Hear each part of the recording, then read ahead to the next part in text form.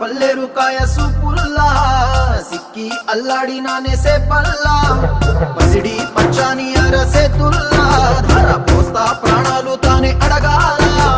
సీతా కోకల్లే రెక్క విప్పేలా నవ్వి నాలోన రంగు నింపాలా మళ్ళీ అందాల సెట్టు మళ్ళీ గంధాలు మీద చల్లి నన్ను ముంచి వేసేనే తనపై మనసు జారి